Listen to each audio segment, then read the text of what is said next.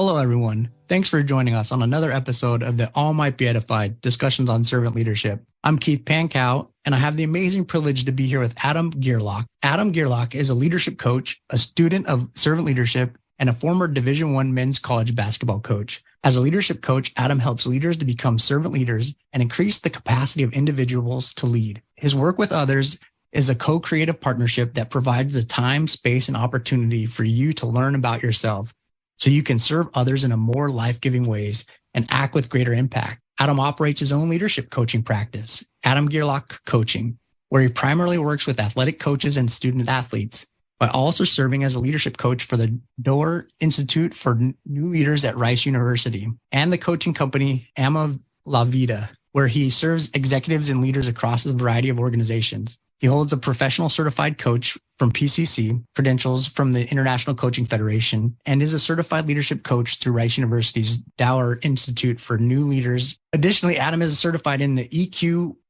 2.0 and EQ 360 emotional intelligence assessments and DISC and motivators behavioral assessments to further support clients in their leaders' development. He transitioned into leadership coaching after nearly a decade in men's college basketball, serving as an assistant coach at Rice University and Cornell University. During his time at Cornell University, the program achieved their most successful season in 8 years. Adam also writes on a variety of themes connected to servant leadership, often exploring the transforming power of servant leadership and its application in the real world, of the harms and negative impacts of leadership embedded in dysfunctional hierarchies and inappropriate powers. His work has been or will be published in the International Journal of Servant Leadership 2022, the Palgrave Handbook of Servant Leadership in 2023, and the Financial Manager magazine of 2022. Adam is currently a doctoral student at Gonzaga University School of Leadership Studies, my alma mater, where he studies servant leadership and leader development. Adam earned his Master of Arts in Organizational Leadership with a concentration in servant leadership from Gonzaga University and a Bachelor of Arts in History from Rice University. He resides in Spokane, Washington. Well, welcome, Adam. So excited to have you on today. Yeah, thank you, Keith. It's a pleasure to be with you and be on here today. It's a heck of an introduction. So thank you. Well, I found Adam just searching, LinkedIn, looking at stuff as I was posting some of my content as I develop content for the podcast and different things. And I saw Adam's bio and I saw that he made a transition from coaching to focus a lot more on his passion for servant leadership. And I saw some of the way he writes about servant leadership and his passion for it. And I saw such a desire to be more of a servant leadership that just was like a tractor beam drawing me towards him. So I sent him a request and I said, hey, Adam, I want to connect. I'm from Gonzaga as well. I just have such a passion for servant leadership. I'd love to reach out, connect, maybe even have you on the podcast sometime. And he was gracious enough to connect with me and say he'd love to talk more about what that looks like. And here we are, just a couple months after that. We've had some great conversations and just excited to get his take on servant leadership. He also has put some podcast episodes out there really talking about and introducing the concept of servant leadership in a really clear and amazing way. So we'll give you some links to that in the show notes in different ways. And they're already on the blog for those of you that follow that. So Adam, can you tell us a little bit about that change from coaching to focus more on servant leadership and why you thought that you needed to change your path to do that?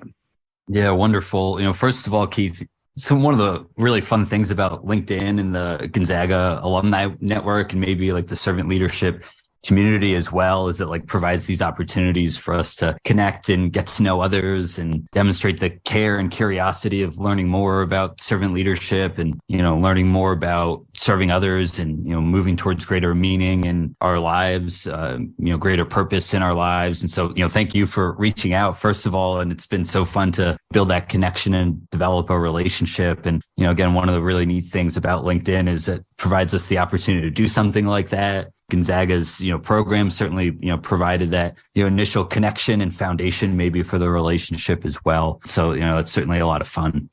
I coached Division I men's college basketball for, again, nearly a decade with time at Rice University and Cornell University. And it's this really awesome opportunity to impact student athletes at a really critical point in their development. You're working with 18 to 22, 23-year-olds. Wow, what a really fun opportunity. It's also really stressful and really full profession, let's say. men's college basketball calendar goes round the clock. It's a 2-semester sport in the fall and the spring, and then recruiting moves right through the summer. In the fall, we're recording on April 13th. The Final Four was a couple of weekends ago with the national championship crowned, and college basketball coaches are moving right into recruiting, especially with the transfer portal now. And, nearly 20% or over 20% student athletes changing programs from one year to the next. I think the latest statistics are like 5 per team end up transferring schools per year. It was not that way when I was in college basketball, and certainly the Ivy League has a little bit of a different model. They have a little bit less transfers, but when I was there, I experienced a real shift in my values and priorities.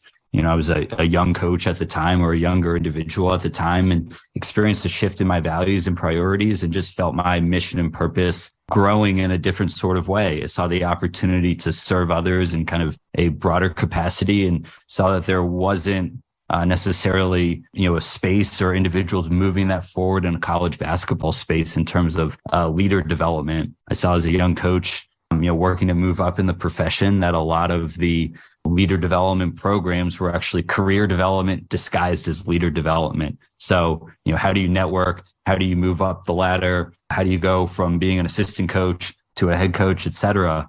And those are all inward facing stances of leadership. They provide an easy opportunity for leadership to become embedded in oneself, or an ego, or power drive, or inappropriate ambition, when those are the leader development messages received. Similarly, for student athletes, I saw the lack of leader development opportunities provided for student athletes as well, that it was all, relegated within, whatever, training programs a coaching staff had developed, which were oftentimes, haphazardly put together, despite the really well intentions of basketball coaches as well. But unfortunately, it's left to individuals like myself, who when I was 25 or 26 was kind of ill-equipped to do that. So sensing that shift in values and priorities, seeing my own vision for leadership change, that shift in values and priorities resulted in my own vision for leadership changing. Leadership became much less about me, much more about others. That shift towards servant leadership, away from self-embeddedness, and then seeing the tremendous opportunities that there were to serve coaches, student athletes, athletic programs, in much more life-giving ways, and providing a leader development experience that, served others and supported their growth as persons. So that's kind of how that shift and transition took place. I really love that. And it's such a beautiful thought. I was thinking as you were talking about one of the things you just really nailed so well. And I think this transcends even the sporting world. And I think it's true to my worldview in the military career life. And I think it would be true to many civilian organizations as well, is that so many leadership programs, like you said, are disguised. I can't remember exactly how you said it, but these career growth experiences are disguised as leadership growth experiences, and they're very inward facing, right? And so I just really thought that thought was perfectly phrased the way you said it, and I butchered it. I apologize for that. You should rewind it and listen to the way Adam said it, because it was much better and concisely said. Another thing I thought about, even dialing back into the sports world and not just college basketball, but I think about these NIL deals and the way that we're seeing much more movement in college sports. And if these coaches continue to be inward facing, and if these programs don't change, in my mind, I think there's an avenue for servant leadership in the sporting world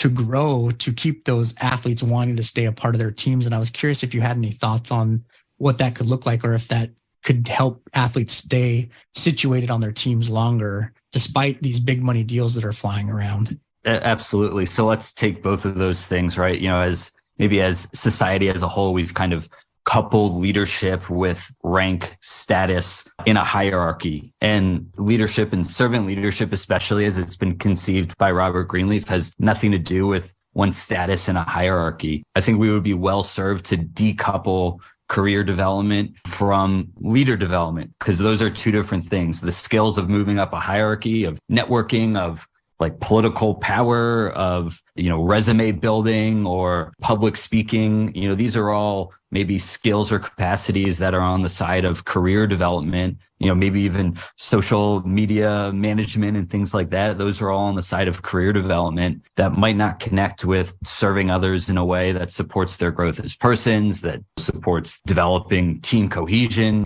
delegation, whatever skills of leadership that we're looking at. These are often two very different things. So I think it's important to decouple them. And when we do, maybe there's a natural progression towards things that are more affiliated with servant leadership, listening, empathy, commitment to the growth of others as people. Whereas if we're only focused on our own career objectives, all of a sudden we move towards different skills and capacities that maybe go away from serving others. But you highlight a really great point as well of, NIL. And, certainly I think a lot of coaches would look at that as responsible for the large number of, relational fractures, transfers that we're seeing in men's college basketball coaching and college athletics as a whole. And it's really easy to say, oh, well, we're being tampered with and they're being offered more money. And like all of those things are true. The stories that I hear, the stories that are out on social media and from journalists are absolutely wild in terms of, what's going on behind the scenes for student athletes to be in a position where they're making money off of their name, image, and likeness. But I think it also alludes to the fact that the job of a college basketball coach has become increasingly more complex in the last 5 years than it ever has been before. NIL is just one representation of that. And whereas previously one's conceptions of leadership could be more rigid, more focused on the self and, maybe do as I say, more focused on power and control, now student athletes have options. They can transfer, they can leave. And so I think we're seeing, that manifests itself in the large number of transfer rates. Transfer rates were on the rise in exponential growth before NIL, as well as transfer restrictions loosened. So I think it speaks to maybe the harm and some of the relational fracture that's occurring in men's college basketball through a vision for leadership that's more centered in ego and power and control of the head coach or the coaching staff, and less centered in the growth of student athletes as persons. Yeah, that's a great thought. I love the way you took both those questions one-on-one, because there's some great content that you provided there. And I want to start with the first one, decoupling career growth and all the things that come along with it and the different aspects there that can often be harmful to leadership growth there, because I think you're onto something there, that leadership training and learning is often very different. And when we combine those two, we do a lot of things that are harmful to creating a positive atmosphere to building great leaders. And especially the leaders that, when we move to that second question, create an atmosphere that makes people want to stay. We've often heard that common saying that talks about people don't quit their organizations, they quit their leaders. And we hear it all the time, but we don't do anything about it. We continue to keep bad managers around. I won't call them leaders, because we know that if they're bad, they're not really a leader. And we keep them around, or we advance them, or we let them. And we talk often about failing up in my organization. We say, why do we let people fail up in the organization? Because that just continues to harm the organization. And in the military, it's interesting. We've been talking a lot about most of the branches of the military have a recruiting challenge right now. Every single branch of the military, with the exception of, I think, of the United States Marine Corps, all of them except the Marine Corps, have missed their recruiting marks. And so everyone's talking about it. But the branch that focuses the most on leadership training is the Marine Corps. And it's interesting. Now, I don't have any good data to talk about, some good research, so I'm not going to, but I would quickly say that we don't have a recruiting problem. We have a leadership problem. We're losing people, and we're not attracting people because the people that are leaving aren't telling a good story. The people aren't staying because they're not attracted to the leaders around them. And so I think that, similar to what you're saying about the transfer rates rising ahead of time, there wasn't an atmosphere that was attracting people to stay in those environments, because if there were, they would have stayed. And so I know you've done some amazing writing in your path, and I know you recently sent me an article that I haven't had the chance to review yet, but I think it's got some potential for what we're talking about, titled Love in Basketball. And we're going to share it in the show notes because I want to read it, and I think it's going to be powerful to a lot of you. Now, what do you think about increasing love in the basketball environment? What do you think about that thought and how it could change that environment to keep people wanting to stay? And I think even in all of our organizations.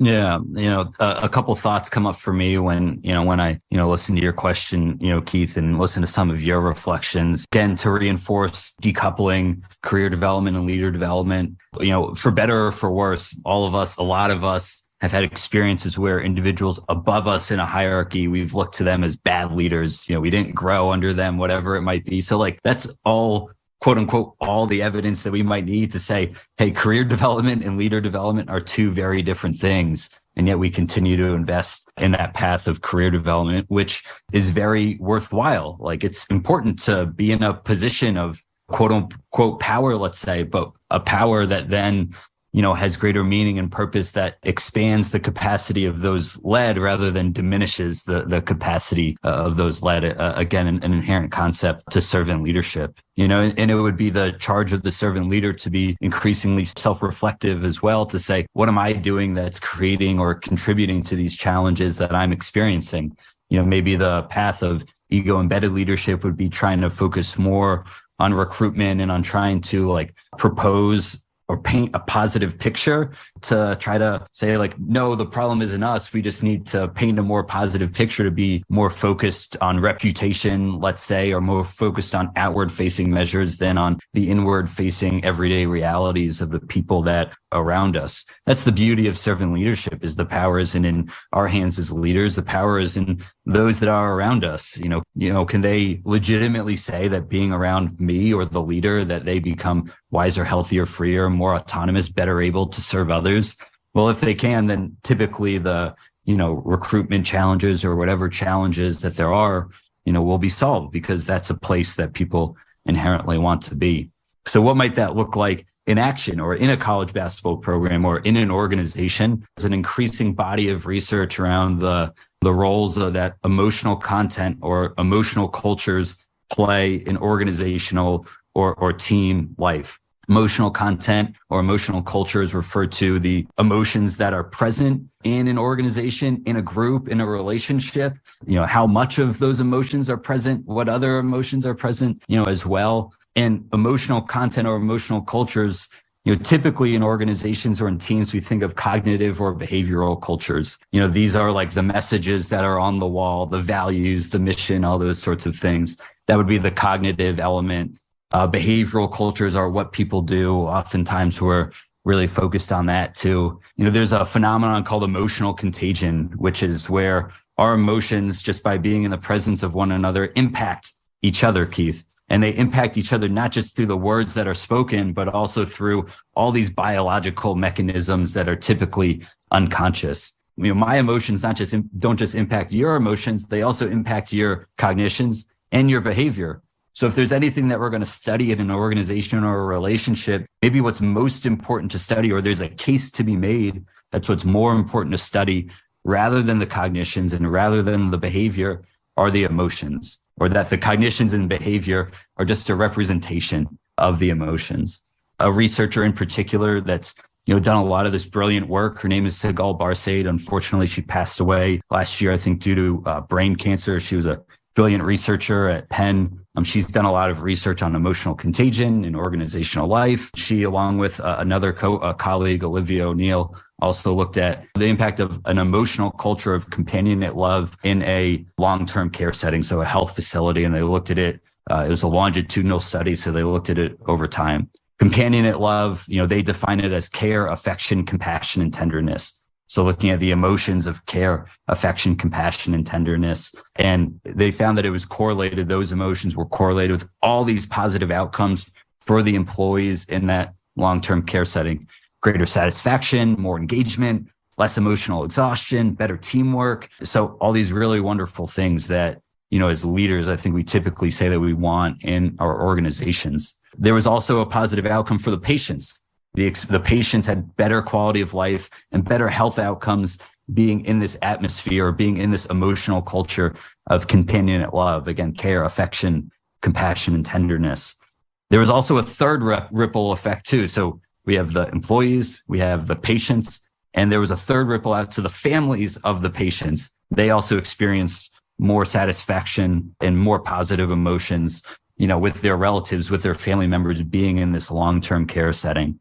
There's a large connection that would say, that we would be well pressed to create these environments or these atmospheres or these emotional cultures of companionate love in our teams, in our organizations, maybe in our families, in our lives. They looked at it on the flip side as well. Oftentimes we might think of the flip side, or we might conceptualize the flip side of these emotional cultures as, cultures of fear, anger, disgust, and contempt. We might tend to think of those as the opposite of companionate love, and particularly maybe in military contexts, as you well know, Keith, or athletic contexts, fear, anger, disgust, contempt, looms really large. There's a popular college basketball podcast by CBS that I listened to. And, one of the hosts was saying that, his 5-year-old son asked him one day, hey, why do basketball coaches have to be so angry all the time? So even a 5-year-old can pick up that there's a lot of anger in college basketball. And oftentimes, they would say, oh, well, we need to hold student athletes accountable. Well, shockingly enough, according to Sigal Barsade, never has a culture of fear, anger, disgust, or contempt positively related with employee accountability. So the path to accountability is emotional cultures of companionate love. The last part of this is even more disastrous than fear, anger, disgust, and contempt, would be indifference instead. Indifference is viewed in the literature as the opposite, care, affection, compassion, and tenderness. The example cited here was, an employee's mother had passed away. She had been with this organization for 30 years, and she went to her supervisor and told her supervisor the situation. And her supervisor said, I don't have the time to deal with it. I have a staff that deals with it.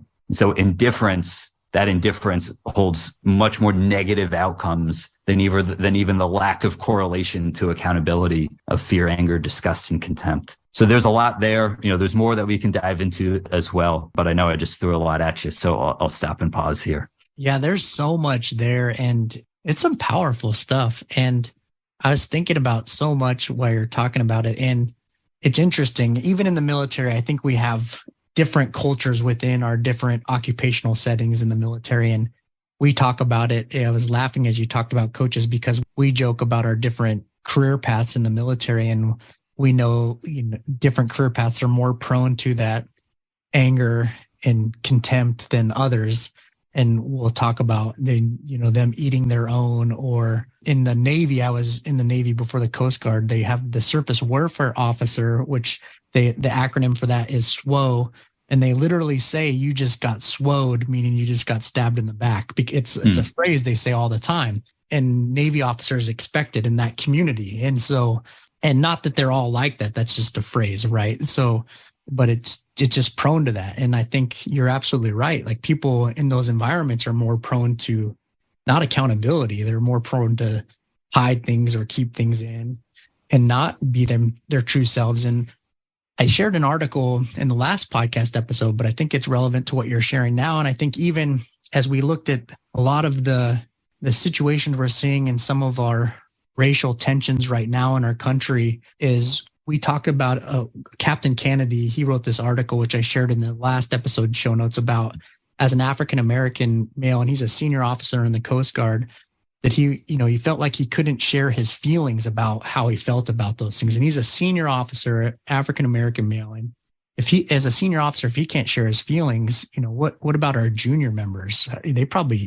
not sharing their feelings if a senior person doesn't feel like they can.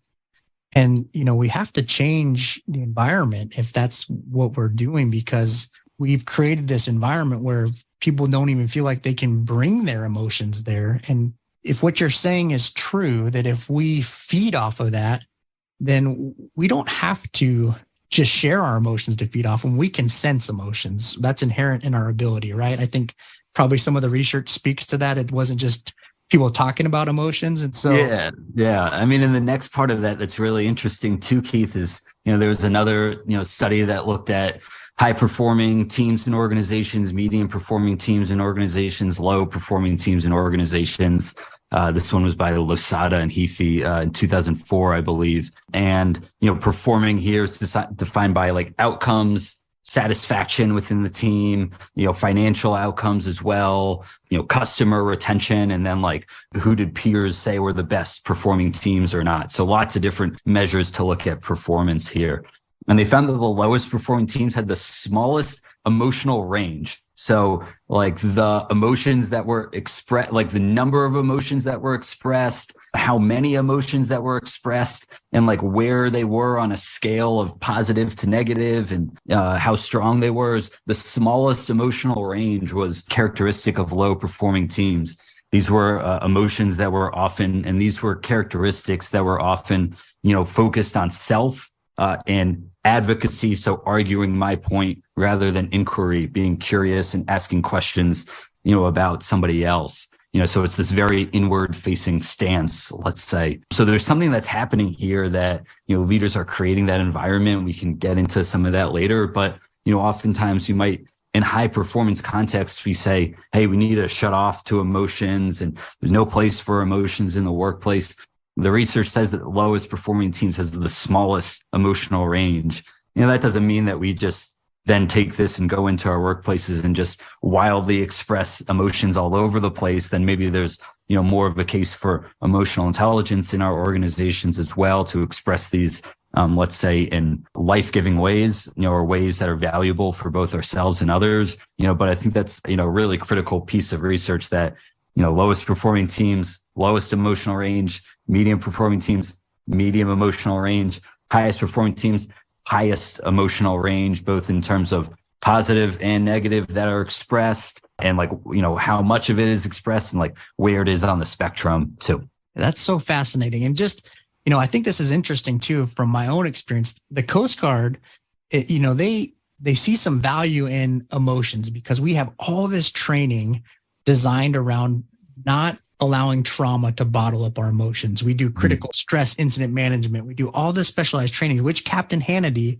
and I want to clarify, Captain Hannity is not the fault for not sharing his emotions. We created this environment that prevented him from feeling he was safe to share his emotions. I want to be very clear about that. And his article was really very articulate in sharing this. But we do all this training after a major traumatic event for search and rescue for the teams that had, whether they couldn't save a life in time or even if it was a really traumatic search and rescue, or some big case we do specialized training for those teams because we know inherently that we have to do something so that they don't bottle those emotions up. So there's some part of our organization that gets these principles for trauma, but not for everything else. And it was interesting, Captain Hannity talked about this when we had the government shutdown and the Coast Guard went a month or so without getting paid. We did counseling for that. We did all this stuff to make sure that we were checking in with people. I think your comments on indifference was very powerful to me because I think sometimes we don't know how to take on very complicated and complex issues. And so we default to indifference, which is very, very dangerous. And I think with race relations or some of these more complex issues, we've defaulted to indifference a lot of times. And I'll give an example. For the Coast Guard and other military organizations, we often say things like, we all bleed Coast Guard blue, we all wear blue. And that's a sense of indifference because with my African-American brothers and sisters that serve in the organization, I've now relegated their feelings, their sense of inequity, inequality to indifference. I've told them that they don't have value expressing those opinions or those feelings. And what I've done is I've treated them almost dehuman in their feelings. I've taken all the emotion out of it, which I think goes to what Adam was saying here, because if I would have showed them anger or contempt, I would at least given them a human response. But by showing them indifference, and not intentionally in the Coast Guard response in my example, and I share that example on purpose, not because I think the Coast Guard is malicious or wrong completely. It's because I think even when we are trying to do the right thing, if we're not acting out of a sense of love for the individuals around us, like Adam's trying to teach us, we're not going to reach them at their level, and we're going to lose some great individuals. And it's not going to be for these big money deals that the NIL is throwing at college athletes. We're going to lose them a lot quicker than that. And so I just applaud Adam for talking about these things in a college sports atmosphere that I think that transcends that atmosphere to some of our other atmospheres. And any other thoughts you have on that, Adam? Yeah, you bring up some really incredible points, Keith, and really incredible points of, self-awareness there as it relates to, maybe how organizations seek to create monocultures we're going to bleed blue, or maybe in an athletic setting, you have to think this sort of way, that ends up actually dehumanizing individuals. The question that comes up for me, as I listen to you is like, what is the responsibility of the leader in some of these examples that you highlighted? Certainly, I would highlight that it's not one of like processing another individual's trauma. Like leaders probably aren't equipped to deal with that in a super healthful sort of way. That should be the range of mental health professionals. And if it's to the point of trauma, maybe to the range, maybe in the realm of leadership coaches, if it's, less, or coaches in some regard, if it's less, to the extent of trauma. But how does a leader then, not create dehumanizing action, but creates, life-giving or humanizing sorts of relationships? Right? It would go to, to listening, to empathy, really working to, be with the person on their level, having conversations around, how, my actions as a leader are impacting those around me, with those individuals, seeking forgiveness, looking to engage with them about how I can be with them in more life-giving ways as well. So I think about, and creating, maybe instead of, quote unquote, a family is what we typically hear in college athletics context, which we can, maybe go into that a little bit further. Families, we all know the divorce rates in America, and, families not being super healthful atmospheres or environments all the times, but maybe looking to build a community instead, one based on mutual service and giving to one another. And maybe that building that community where individuals are, developing full and healthful and humanizing relationships would be the path forward to some of those more healthful responses. But that might be a responsibility of the leader in these sorts of situations where, high emotions are on guard, making sure that there's support. So, those traumas can be dealt with in healthful ways, and seeking to build community in one's organization and one's team through mutual service and giving to one another. So great. Some wonderful thoughts you just keep throwing out on us. I'm going to have to listen to this content over and over again, Adam. I just love that you continue to go back to thinking about the way you phrase things with the people that are around you. In today's world, we talk about in a work setting that family isn't always the right context to center everything around for a lot of different reasons. But it's interesting. We can go back to many of us don't come from the greatest families. And so family isn't always the greatest thing to center around. Just from my own background, I can tell you, if you're going to model your team after my family, you're setting yourself up for failure. The family that I grew up in, my current family is amazing. So it depends on what family I'm going to use as my reference point for that family as I'm moving forward, right? And so when I was at Gonzaga, one of the themes that I really gravitated towards, and so I loved Adam's words, were creating a community in a multicultural environment. And, really to do that, what I learned is you had to learn all the cultures and subcultures of everybody that you're trying to build that community with. And that takes a lot of work. It takes listening and empathy that Adam talked about, but it takes really caring, really loving. And I think what I didn't understand until I sat down and started to learn some of these thoughts that Adam's been teaching me is it takes recognizing the emotions that come along with those, because it's really easy to think that one person represents an entire community, so that you met somebody from any given community and then you go to the next person and you hear them mention that given community again. And you think, oh, I've already learned about that community, but you've only learned a portion of that community. So be careful when you think you've understood someone else's community. You're learning it again from a new perspective. And that takes another set of listening with empathy and love. Very well said, Keith. Yeah. All right. We went a totally different direction than I thought we were going to go today. So we're going to have to scrap a bunch of our questions, but I've loved this conversation. One question I really want to ask you today as we start to think about winding down is, when you work, the people you work with as a coach today, how do you help them incorporate servant leadership into their life? And what is it about servant leadership that really makes you want to build more servant leaders? Wonderful. I'm just thinking about those two questions because they're two questions and two very different ones. So maybe I'll touch on the first one first, and that might look at how, maybe I get to that second question. So what about servant leadership makes me want to build more servant leaders? Was I hearing that question correctly from Keith? Yeah. Yep. So first is like, it's inherent in the definition. Let's say, servant leadership asks, as conceptualized by Robert Greenleaf, it asks, do those served grow as persons? Do they, while being served, become healthier, wiser, freer, more autonomous, better able themselves to serve others? And what's the impact on the least privileged in society? Will they benefit or at least not be further deprived?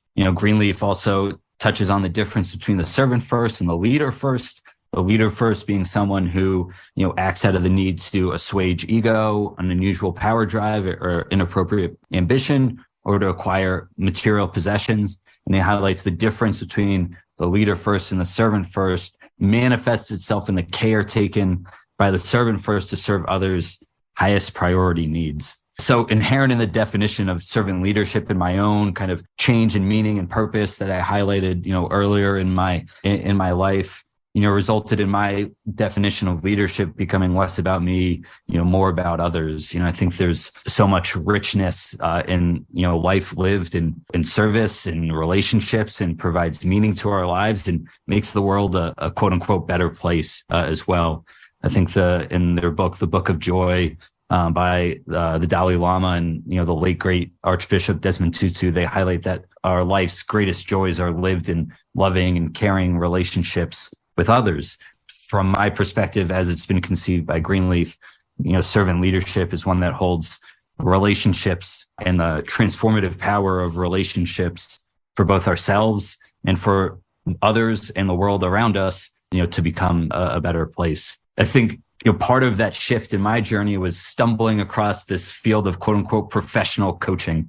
I put it up in quotes because as an athletic coach, those are professional coaches as well. The world of executive leadership coaching that's aligned with the International Coaching Federation, the ICF, this is widely referred to as quote unquote the world of professional coaching. I put it in quotes because, again, athletic coaches are very much professional coaches themselves as well. But it's inherently this like other focused profession. And when I discovered and stumbled upon this field of, executive and leadership coaching, I saw it as a way for me to live out my new vision for leadership, one that was less about me and more about others, aligned with servant leadership every day through what I do. There are competencies and skills that are focused on the growth of others as persons. It's about building trust and safety in relationship and evoking awareness and facilitating their growth beyond just, the one situation. And so, I think if we're servant leading, then we're coaching in some way. And probably if we're coaching, then we're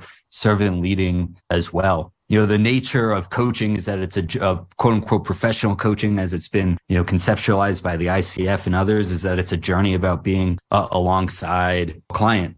And, they're focused on what they want to achieve, and I'm focused on them and what's actually in between where they are and where they want to go. And very rarely is it like more skills or like technical challenges. Oftentimes we think that it's these technical capacities of more knowledge or more information.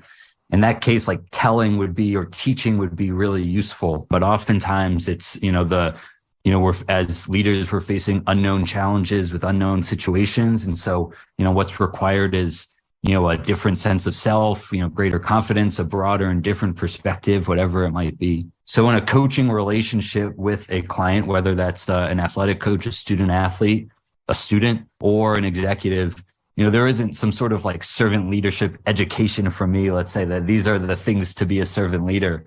And even if they were, it's, very likely that they would be applied less effectively than if they were to come to them on their own. Certainly some suggestions or invitations from me can be helpful, but the large scale part of the work is focused on creating, let's say, a leadership best self. Again, there's a lot of research on neuroscience, particularly from this individual, Richard Boyatzis, who looks at us in two emotional states in ourselves: the negative emotional attractor and the positive emotional attractor. The negative emotional attractor is one in which we're in a fight or flight response. Is typically negative emotional reactions of, again, fear, criticism, disgust, contempt, etc. And it engages this neurological reaction in our body where we shut down, our vision gets focused, we're less likely to learn. And it's kind of this performance orientation. That state is really associated with what the literature calls a quote unquote ought self. So our conceptions of what we think we need to be based on society, based on others, based on our mentors. That's why mentorship can really be unhelpful sometimes for leader development, is that it results in us adopting an ought self, which literally shuts down, which engages the negative emotional attractor, which shuts down learning, growth, development. Instead, we want to look at an ideal self, which engages what's called the positive emotional attractor, which is, again, this learning orientation. Our body, our nervous system is in the parasympathetic response, so we're much more open to possibilities. Our awareness is literally broadened as well. More positive emotions are engaged: joy, contentment, satisfaction, optimism, hope, etc., interest, gratitude, a bunch of other positive emotions. And this supports us in being able to learn. And so a lot of the work with a client is really focused on the creation, let's say, of a leadership best self, an ideal self that provides maybe a roadmap for future growth and development. It's a tremendous starting point. It's not the end of the journey, but now with an ideal self, there is a filter to interpret quote unquote negative feedback or deficits that come in. We're able to see the way that which we're not aligned with our ideal selves, and then focus on growing and developing and learning those skills and capacities so we can fulfill a mission and purpose a little bit better. Most of the time, we don't think about and sit down and develop a leadership best self, or a best self in general for ourselves, right? It comes maybe later in our lives or at a critical inflection point of development. We're able to see what we want for ourselves, our lives, others, et cetera. And so that really intentional work about creating a leadership best self is really important if we're to grow and develop as leaders and people. And it sets the stage for future growth and development.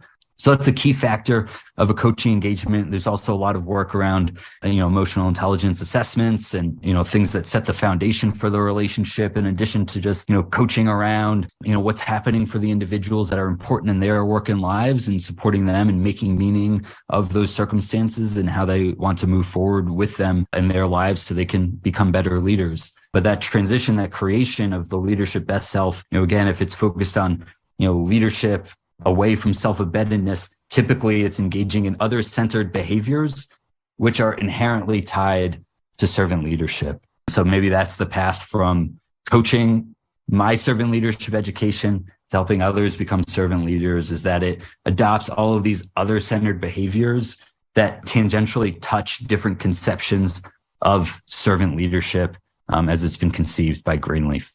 Yeah, I love that. And that pulls me to the challenge for this episode. I just love that thought so much that I want to take the challenge. So I want to give this challenge to have everyone take some time to think about what your leadership ideal self looks like and jot down some thoughts. You draw a picture if you need to. Get as creative as you need to with that, to conceptualize, as one of those great characteristics is of servant leadership. Conceptualize what your leadership ideal self looks like. And if you feel free enough, share them. Share some of those thoughts on any of the social media or sites that you follow the podcast on. All right. Well, I think we're about done. Any final thoughts to wrap us up with here, Adam? A beautiful exercise that you left listeners with. Thank you so much for, adding that in, Keith. Thank you so much for the opportunity. It's been a pleasure to visit with you here today and dive into and discuss servant leadership. As you can tell, I probably, geek out on a lot of these elements and a lot of the things that are underneath the surface. So it's been a really life-giving conversation for me. I hope it's been for you as well, Keith. And it's just been such a joy and a pleasure for me to, be with you here today. Same. I have loved it. I feel like I met a kindred spirit when I found you on LinkedIn that day, and I could have kept going. It felt like we were only talking for 5 minutes. But we don't want to lose listeners too much. So we might have to have you come back and we'll dive into all these other topics, because I think we only made it down like 1 or maybe 2 bullet points on our list of potential topics today, because we just kept going. So it was a wonderful conversation. And thanks everyone for joining us. Please share this podcast to someone who you think might be edified by it. And thanks again for joining us on another episode of the All Might Be Edified discussions on servant leadership, and have a wonderful day.